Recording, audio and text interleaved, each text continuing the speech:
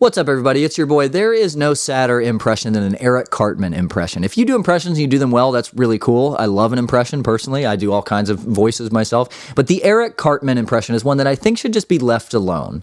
Everyone can do it well enough to say they can do an Eric Cartman impression, but no one can do it well enough for it not to be painful to watch. And I think there is something actually intrinsically kind of sad about that one. I can't really put my finger on what it is specifically, but when I see a Cartman impression, it makes me sad in the same way that it does to watch like an incompetent busker or something.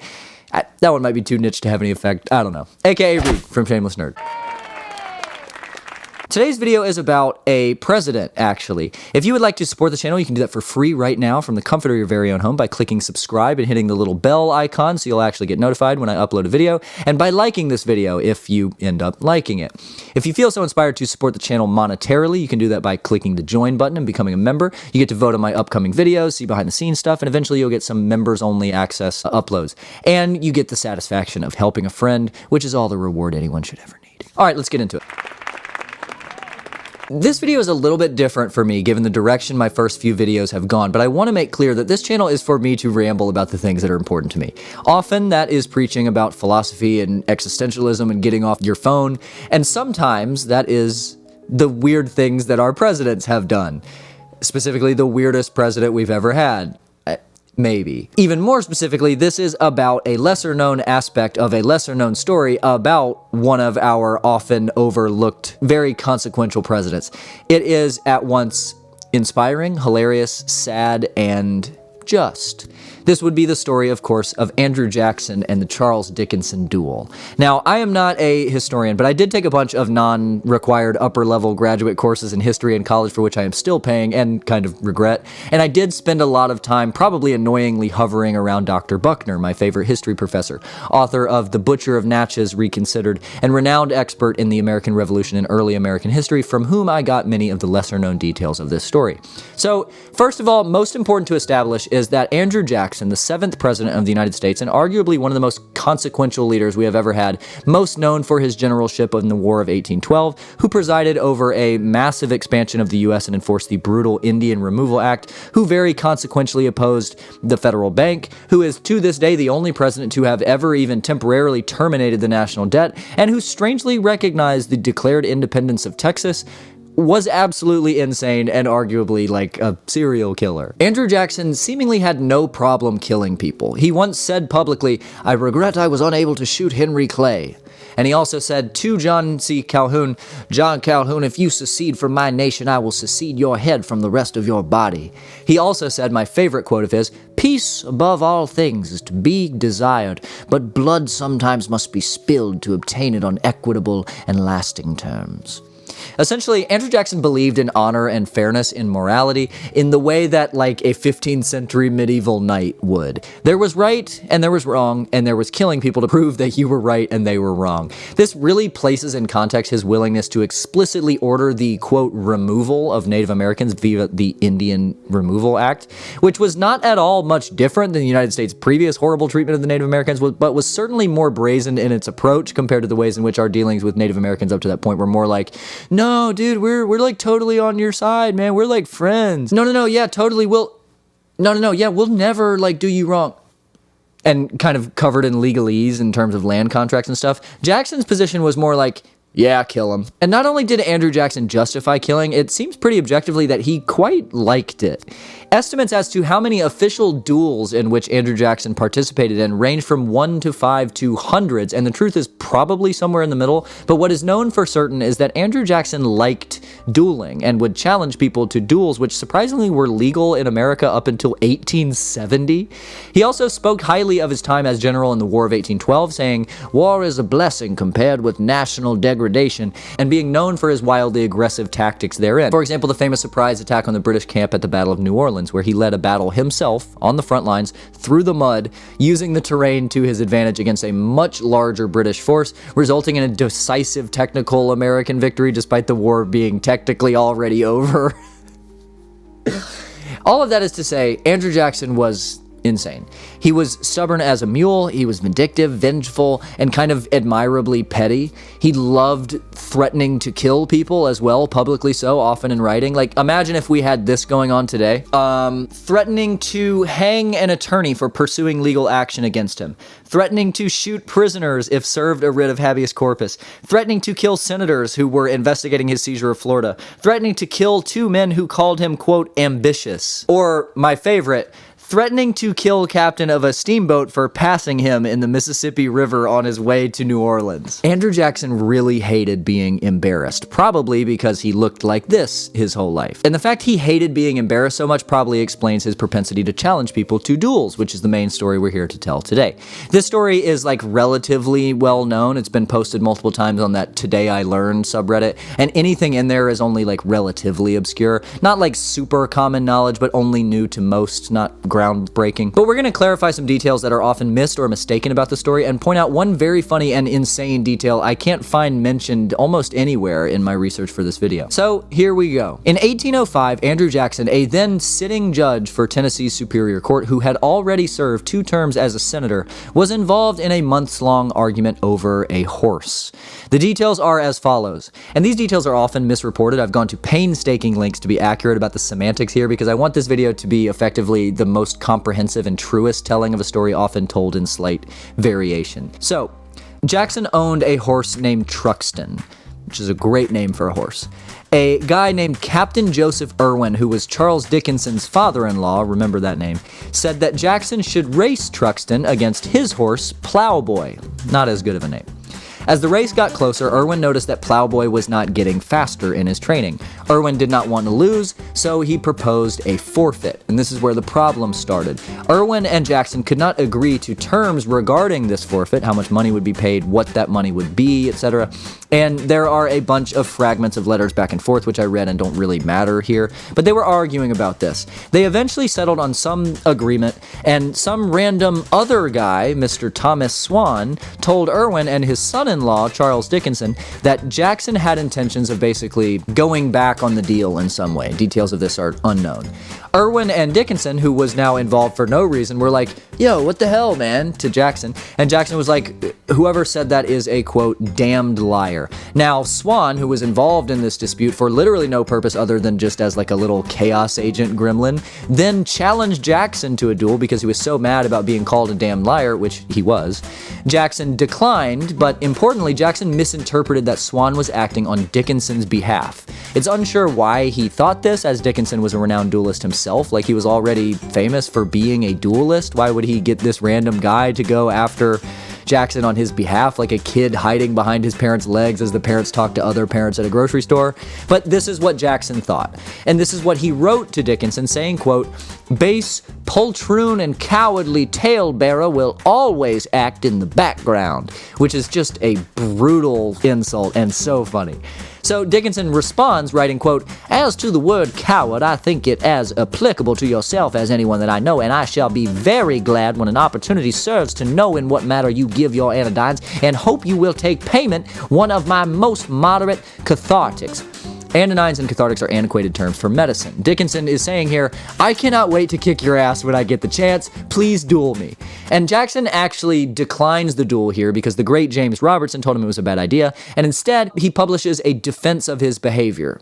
The 1800s were weird. So then the race between the horses actually does happen, and Truxton wins, even though Truxton had been injured during his training after they decided the race was still on. And after this, seemingly solely out of being a sore loser, Dickinson, who, again, isn't really even involved in this, it's his father-in-law's horse, published a response to Jackson, calling him a worthless scoundrel, a poltroon, and a coward. 2 of those 3 things were word for word what Jackson said, and in my estimation, it seems kind of like a child yelling at his big brother using words his big brother taught him. And Jackson seems prepared to kind of shrug this off, as there is no response until later Jackson gets word that Dickinson has called Jackson's wife Rachel a